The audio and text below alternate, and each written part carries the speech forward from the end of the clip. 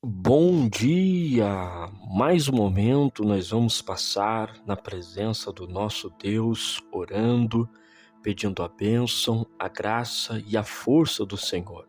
Eu me chamo Jeremias Lopes, estou aqui para orar por você e com você e juntos nós sermos edificados e fortalecidos pela presença e pela palavra de Deus. Senhor nosso Deus e nosso Pai, nós te louvamos e te agradecemos por tudo que o Senhor tem realizado nas nossas vidas, pelo Senhor ter nos permitido levantar, tomar café, ir trabalhar, pelo Senhor, ó Deus, estar nos abençoando, estar nos guiando e nos ajudando, Senhor. Nós somos dependentes de Ti em todas as áreas, área material, área financeira, área espiritual, área emocional, área familiar. Nós dependemos de Ti, Senhor, para tudo. Por isso intercedemos uns pelos outros, para que o Senhor venha entrar com providência, fortalecendo, capacitando, curando, ó Deus, trazendo transformação na alma dos Teus filhos.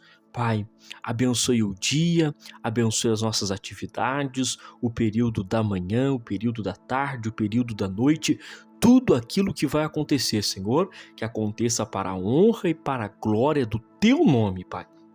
Venha, Senhor, estar conosco. Venha abençoar, ó Deus, aqueles que estão nos hospitais, aqueles que estão nas clínicas, aqueles, ó Senhor, que estão à procura do exame, à procura, ó Deus, da cirurgia, que o Senhor possa entrar com providência, fortalecendo e ajudando, Pai.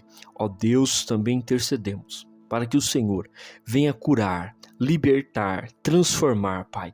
Em nome de Jesus, nós oramos e agradecemos por tudo.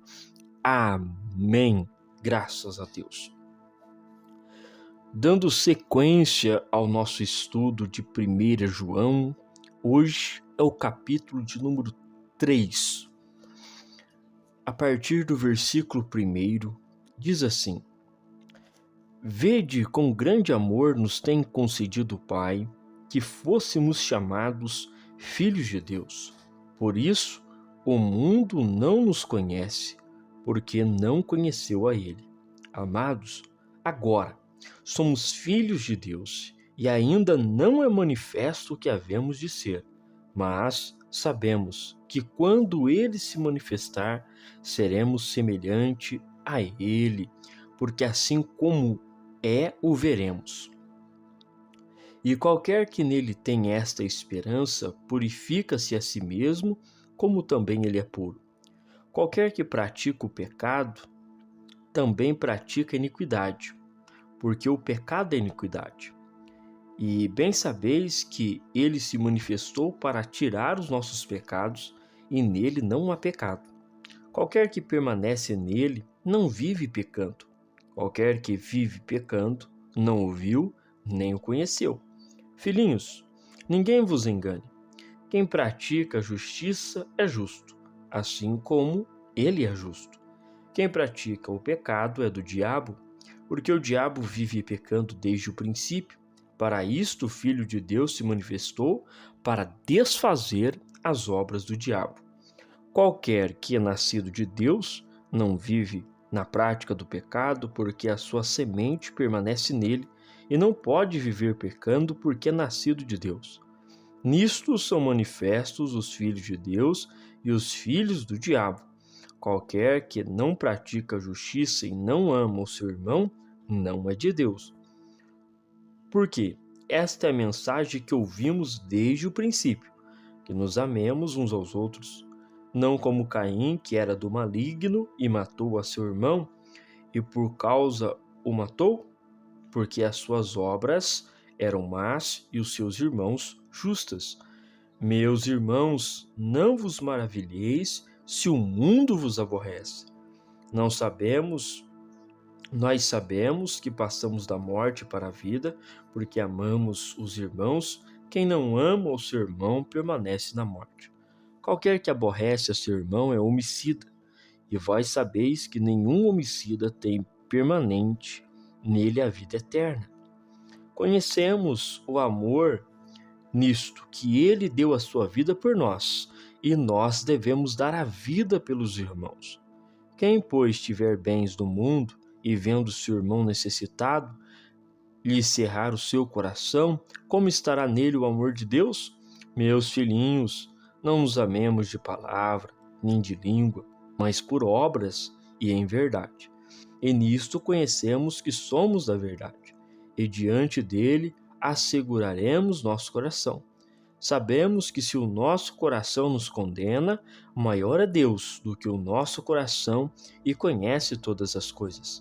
Amados, se o nosso coração não nos condena, temos confiança para com Deus, e qualquer coisa que lhe pedirmos, dele a receberemos, porque guardamos os seus mandamentos e fazemos o que é agradável à sua vista. E o seu mandamento é este, que creamos no nome do seu Filho, Jesus Cristo, e nos amemos uns aos outros segundo o seu mandamento. E aquele que guarda os seus mandamentos, nele está, e ele nele. E nisto conhecemos que ele está em nós, pelo Espírito que nos tem dado.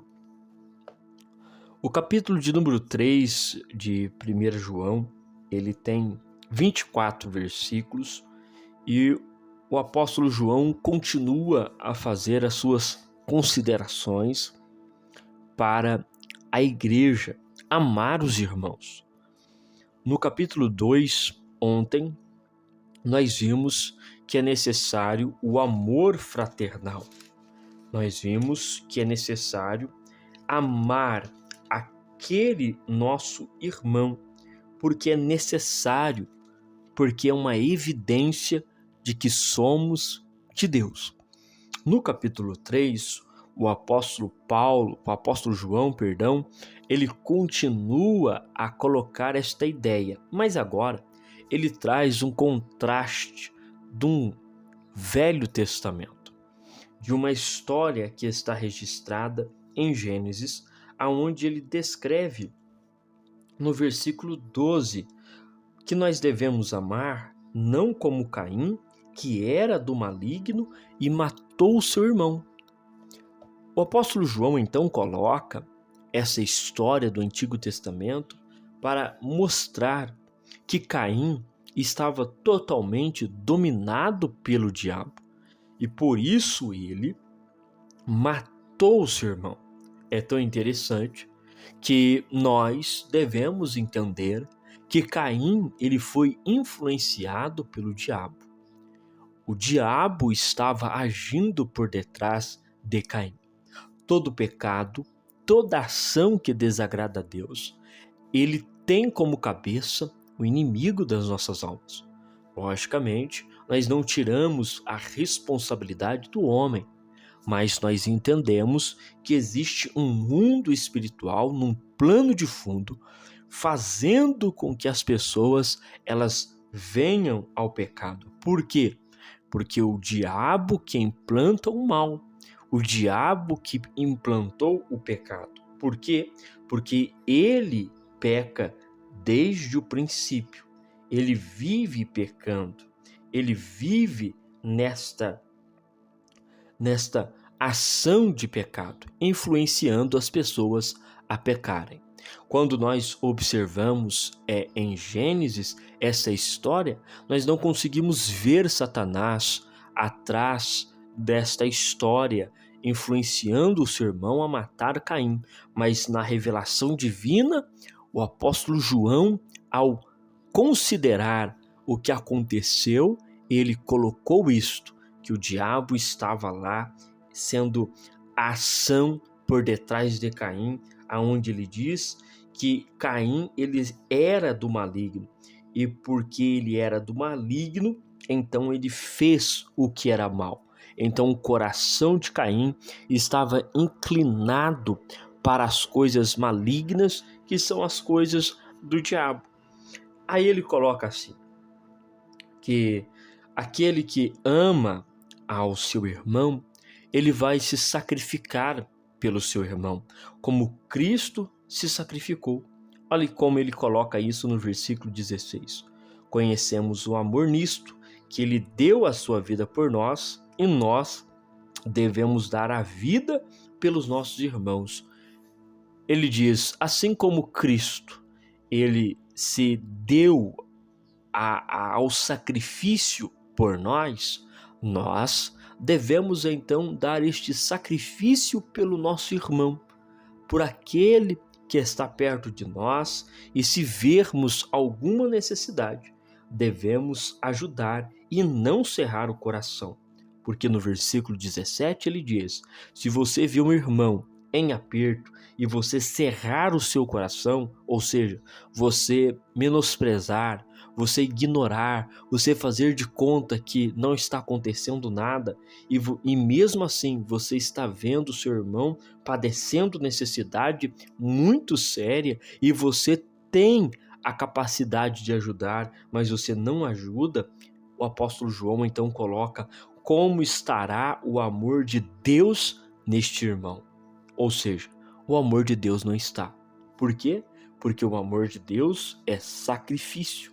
Em 1 Coríntios capítulo 13 nós entendemos isso, que o amor ele é sacrificial, ele se entrega, ele se sacrifica pelo outro.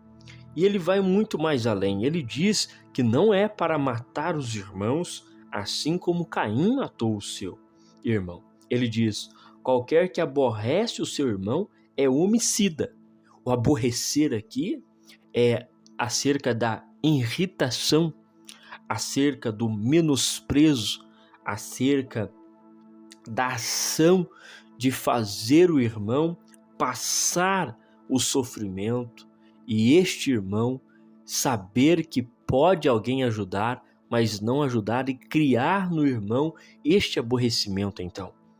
Veja que o apóstolo João, ele coloca uma via de mão dupla, uma via que estende a mão e uma via de quem recebe ajuda.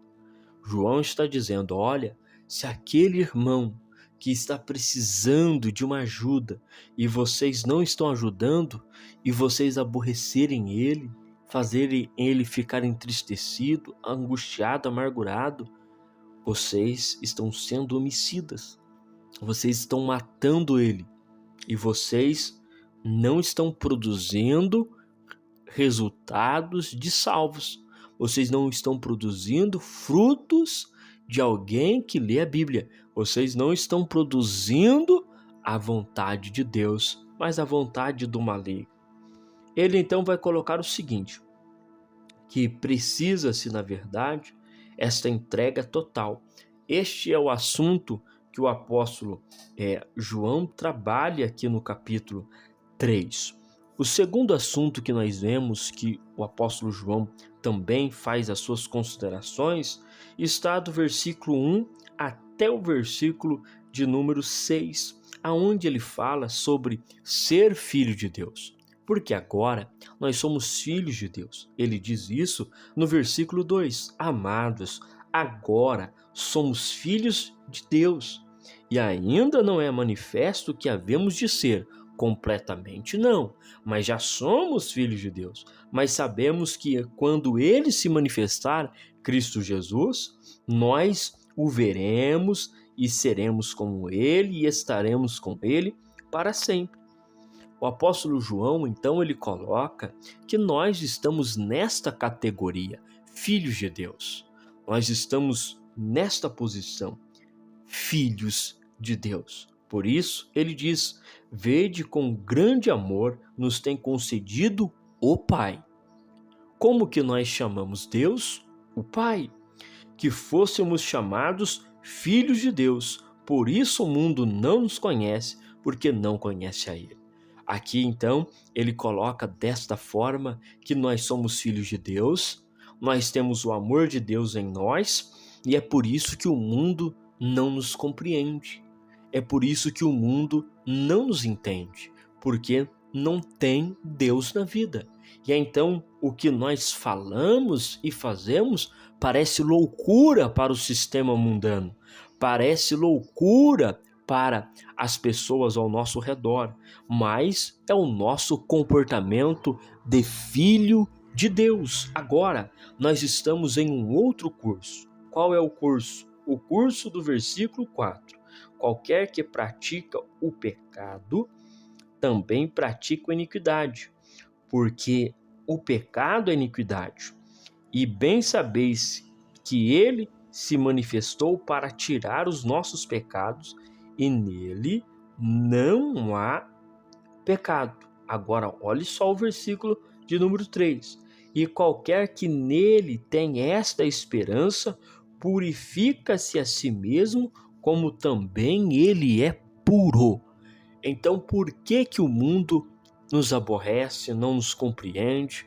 Porque agora nós ponderamos as coisas, nós pesamos as coisas e vemos que existem muitas coisas que não agrada a Deus, então nós deixamos isso de canto, deixamos isto para lá porque é pecado, é iniquidade, porque todo pecado é iniquidade. Nós deixamos isso para lá porque nós estamos aguardando o aparecimento de Jesus. E nós entendemos que nós só vamos ver Jesus na eternidade se nos purificarmos. Então nós abandonamos algumas práticas, nós abandonamos algumas atitudes, então o mundo nos aborrece, porque estamos andando em um outro caminho, mas estamos fazendo isso para agradar a Deus, para louvar a Deus e para santificar as nossas vidas, porque o desejo nosso é sermos manifestados juntamente com Cristo Jesus nas alturas. A terceira consideração que o apóstolo João traz, e é também de suma importância, está no versículo de número 10. Nisto são manifestos os filhos de Deus e os filhos do diabo. Olha que coisa interessante. A Bíblia está apontando que existe duas categorias de filho: filhos de Deus e os filhos do diabo. Ele vai dizer: qualquer que não pratica a justiça e não ama o seu irmão, não é de Deus, ou seja, é filho do diabo. O apóstolo João me parece estar sendo bem firme nas suas palavras para mostrar a realidade para os irmãos. Aquele que vive no pecado, aquele que não ama o seu irmão, aquele que aborrece as pessoas ao seu redor, aquele que traz irritação, aquele que provoca contendas, aquele que provoca brigas, aquele que provoca discussões, aquele que provoca escândalos, estes são filhos do diabo. O apóstolo João está declarando isso, que estes tais são filhos do diabo. Então existe duas categorias de filhos nas Escrituras Sagradas: aquele que é filho de Deus e aquele que é filho do diabo. A palavra de Deus vai dizer que o diabo, ele é o pai da mentira. Então todo aquele que mente se torna filho do diabo. A palavra de Deus vai falar que o diabo, ele é enganador. Então todo aquele que usa de artimanhas enganosas, ele se torna filho do diabo. Isto parece ser radical, mas é a Bíblia Sagrada. Em alguns momentos, a Bíblia Sagrada ela se torna radical a este ponto de nos chamar a atenção e de mostrar que existe apenas dois caminhos: ou é ou não é. Esta é a terceira lição que o apóstolo João ele trabalha no capítulo 3, mas existe ainda uma quarta lição que eu desejo aqui falar com você, que é muito interessante e ela realmente é uma ferramenta maravilhosa. Isso está no versículo de número 19. E nisto conhecemos que somos da verdade, e diante dele asseguraremos nosso coração, sabendo que se o nosso coração nos condena, maior é Deus do que o nosso coração e conhece todas as coisas. Amados, se o nosso coração não nos condena, temos confiança para com Deus. Esse trecho aqui levou algum tempo para mim entender o que está aqui sendo colocado. E aí eu tenho agora um entendimento, eu quero compartilhar com você. O apóstolo João está dizendo acerca de uma medida interior que nós temos, de um peso interior que nós temos para medir, para pesar, para fazer uma balança dentro de nós. Quando o apóstolo João está falando de coração, ele está falando do sentimento e do interior do homem. O que ele está colocando? Ele está dizendo, se o interior seu, ele já está te condenando, ele já está te apontando defeitos seus, ele já está apontando problemas existentes em você, aonde você olha para dentro de si e você diz, eu preciso arrumar isto, eu preciso me consertar aqui, eu tenho falhas aqui. No interior seu, você sabe disso. Então, se o seu interior está te condenando, está te mostrando que você precisa de um conserto, você precisa arrumar alguma coisa, você precisa pedir perdão, você precisa amar alguém, você precisa estender a mão. Se o seu interior ele está nesse contraste de julgamento, então maior é Deus que o seu coração. Porque o seu julgamento não é justo e não é perfeito, mas o julgamento de Deus é justo e é perfeito. Então, se o seu interior ele já está te apontando que você está em falha bíblica, que você está em erro com as escrituras sagradas, então maior é Deus. Então, quando você for julgado por Deus, logicamente você se encontrará em falha, porque o seu interior já está apontando alguns defeitos e o seu julgamento não é perfeito. Então, quando você se deparar com o julgamento de Deus, você já estará condenado. Mas ele diz, mas se vocês têm a paz no coração, ou seja, a paz interior de que vocês estão no caminho certo, de que vocês estão andando, ainda que com dificuldade, mas no caminho certo, sem pecado escondido, sem usar de engano, sem usar de falsidade, o interior está em paz, você dorme e você sabe que você não enganou ninguém, você não roubou ninguém, você não matou ninguém, você não aborreceu nenhum irmão, você sabe que você está em paz, então você tem confiança com Deus. E isto é interessante, porque esta confiança então é gerada pelo interior que está saudável. Então veja que é necessário observarmos como está o nosso interior. Se o nosso interior está com julgamento, que estamos condenados, logicamente estaremos, mas se o nosso interior está apontando para nós que nós estamos debaixo da graça de Deus, então nós temos confiança, e se temos confiança, a nossa fé é ampliada, a nossa visão é aguçada e a nossa força ela é aumentada, logicamente. Que possamos então fazer estes 4 pontos que o apóstolo João ele coloca no capítulo 3 da sua primeira carta. Amém? Senhor nosso Deus e nosso Pai, nós te agradecemos por este momento de meditação da tua palavra. Mais uma vez entendemos que é necessário amar ao próximo, que é necessário aborrecer o pecado, que é necessário, Senhor, nos entregar a ti e sermos teus filhos e também, Senhor, cuidar da nossa vida interior para que possamos estar saudáveis. Que o Senhor conceda um dia abençoado aos teus filhos, dando graça, força e sustentação. Em nome de Jesus, amém. Que Deus recompense a todos vocês que estão curtindo e compartilhando. Até o próximo vídeo, querendo Deus.